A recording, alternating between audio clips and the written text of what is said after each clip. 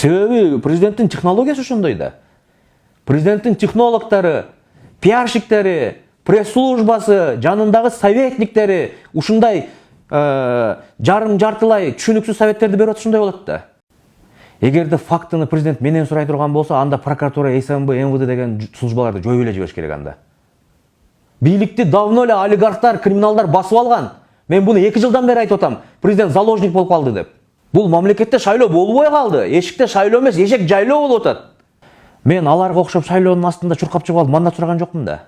Туура. Мен 2 жыл мурда айтып атканда Субаналиев буну айта алган эмес.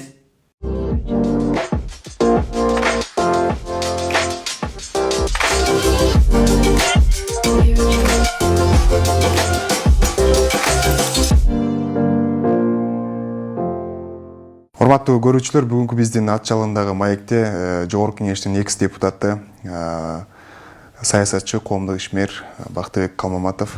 Саламатсызбы?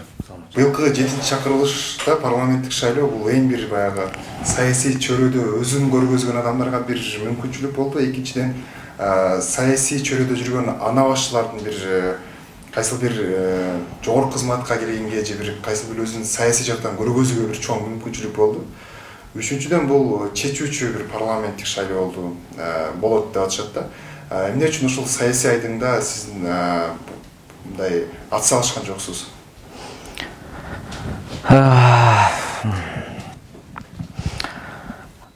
Бизде мындай коомдо, эл арасында, анан жаш саясатчылардын арасында деле, мындай жаштардын арасында деле бир мындай калпыс деп койсок болот, мындай туура эмес түшүнүк калыптанып кетип атат да. Саясатчы эле десе, бул сөзсүз депутат болуш керек, же болбосо сөзсүз министр болуш керек, же болбосо тигил же бул жогорку бир посту ээлеш керек дегенчи. Ушунун өзү ал адамдын саясатчы эмес.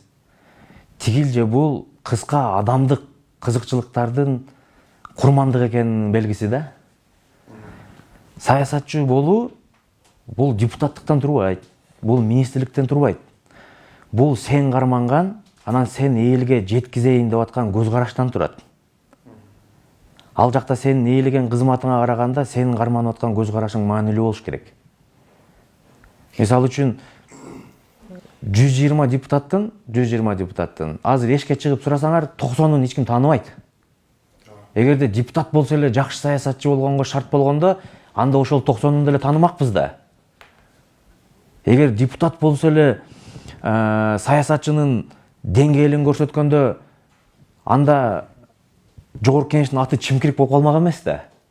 Мындай көп адамдарга таандык эмес, көрөгөчтүктү, алдын алууну билген, стратегиялык ой жүгүртө алган, аналитикалык ой жүгүртө алган адамдардын тобу да саясат деген ошондой бир чоң мындай машакат деп койсок болот да. Ошон үчүн ал жака 60 жашта келдиңби, 70 жашта келдиңби, жаш саясатчы болосуң. Түшүнүктүү. Сиздин кече жакында эле массалык маалымат каражаттарына берген интервьюларыңыз резонанс жаратып атат да. Балким. Социалдык тармактарда айтылып атат, эмне үчүн Калмаматов бул убакка чейин 2-3 жыл мурда ошол окуялар баягы өнүгүп өсүп турган убакта ушинтип кыркырып чыккан жок деп. Эми мындай. Ооба, ушул өзү мындай да, ушул биздин оппоненттердин мындай акылынын көрөңгөсү да, ушул. Болгон ушул экен да, жана казанда болсо чөмүчкө чыгабы дегендейчи.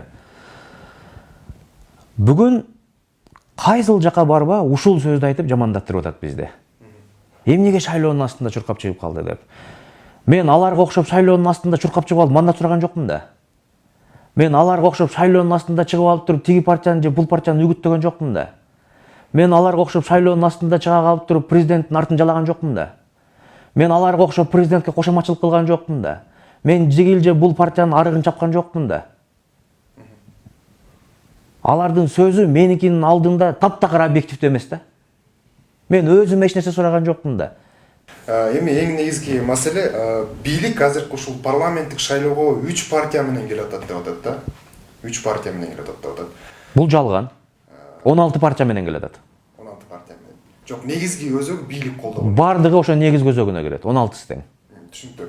Анан кийин мына ошол жанагы Райым Атраимов жөнүндө мен сизге суроо бергим келип атат. Негизи сиз ошол жөнүндө ачык айтып чыктыңыз. Буга чейин мындай айткандар деле мындай анчалык деңгээлде же коркууданбы же балким бул жабылып калган маселеби же чындап эле факты жетишпейби, ушуга сиздин мындай көз карашыңыз кандай азыркы? Мындай чындап эле бул чын эле айтылып аткан феноменби же сиз айтып аткан өзүңүздүн бир президент айтмакчы фактыларыңыз барбы? Фактыны таба турган орган мен эмесмин. Эгерде фактыны президент менен сурай турган болсо, анда прокуратура, СМБ, МВД деген службаларды жоюп эле жибериш керек анда. Фактыны мен издесем, алар эмне эшикте калайбы? Бирок президент айтып атпайбы, факты болсо алып келгиле депчи. Ошол жок, факты болсо алып келгиле дей берет. Фактыны эгер биз таба турган болсо, анда баардык кызматтан кетип бошотуп койсун орунду. Анда биз фактысы жок эле алып барып коебуз азыр эле. Ушул факт бергиле депти. Факт бере турган адамдардын баардыгы олорго баш ийсе, анан факты биз берелиби? Анан баардыгы эле Райматры феноменби, эшикте элдин баары билет эмне болуп атканын. Анан былтыйып көрмөмүшкө салып отура берелиби? Бүгүн сен коррупционерлерге каршы бир нерсе айтсаң, сени коргоп кала турган бийлик жок. Себеби бийлик алардын колунда уже. Бийликти давно эле олигархтар, криминалдар басып алган. Мен буну 2 жылдан бери айтып атам. Президент заложник болуп калды деп. Бирок ошол эле кезде коррупцияга каршы баягы өтүп атпайбы Совбез мисалы? Жок, Совбезди бул жалган да. Бул жалган. Эмнеге дегенде Совбезди бир жолу өткөрөсүң. Эмне күрөшпөй атасың деп айтасың. Экинчи жолу өткөргөндө прокурорду иштен аласың. Үчүнчү жолу өткөргөндө СМБны иштен аласың. Төртүнчү жолу өткөргөндө МВДны иштен аласың. Бешинчи жолу өткөргөндө финанс полициясын иштен аласың. А бизде ким иштен кетти? Иштен кеткендин ордуна звание алып атышпайбы? Анан Совбездин сөз болбой калды деген сөз, бул уже бүттү деген сөз. Бул мамлекетти криминалдар, коррупционерлер, олигархтар, кландар басып алды деген сөз. Түшүнүктүү. Ошол коопсуздук жыйынында мүчөсү катары Өмүрбек Сыбаналиев буга чейин айтып чыкты да, криминал аралашып кетти деп сиз айткан сөздү айтты. Туура. Эмне үчүн ал ошол мүчөсү болуп туруп айта алган жок, мен күрөшө алган жокмун деп атат. Субаналиевдин ушул сөзүнө пикириңиз кандай? Туура. Анан негизи эле ал дагы ушул чыгып айтыш керек беле же ошол жерден айтса? Эми мындай. Бүгүн бийлик бир жаман стратегияны алып алды. Мен ушу бийликтин тегерегиндеги технологдорго да айтат элем да. Мээңер иштебесе кабинет бошотуп койгулачы депчи. Колуңардан келгени ушул экен. Эмнеге мен буну айтып атам да? Бүгүн бийлик Субаналиевди жамандоо менен бийлик криминалдардын, коррупционерлердин заложниги болуп калганын жашыра албайт уже.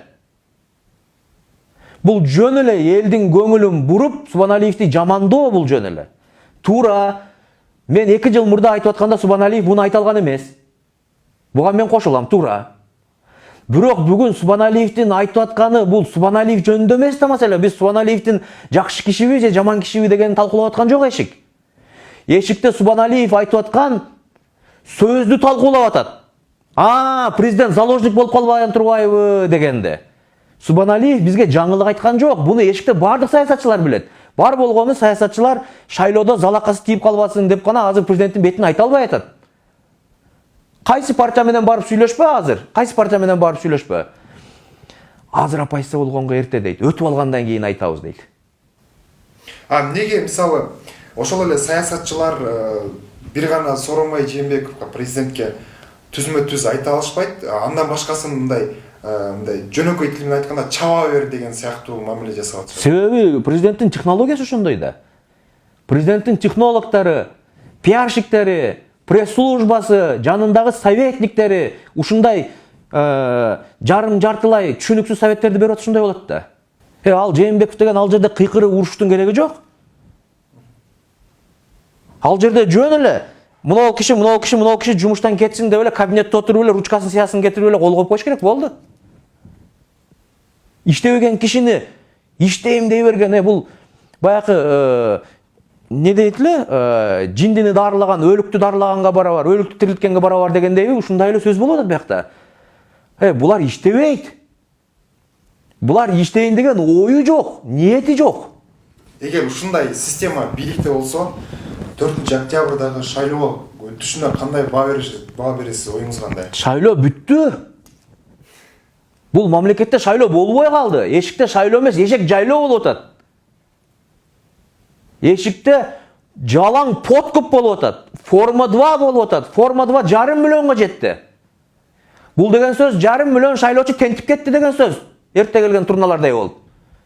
Бул деген сөз акчасы барлар адамдарды өздөрүнүн участкасына ташып атат деген сөз. Ушунун өзү шайлоодо 500 000 адам добушун сатып берди деген сөз. Дагы эмне факт керек? СЫК bundan нары иштегенге моралдык укугу жок. Шайлоо өтпөй калды уже.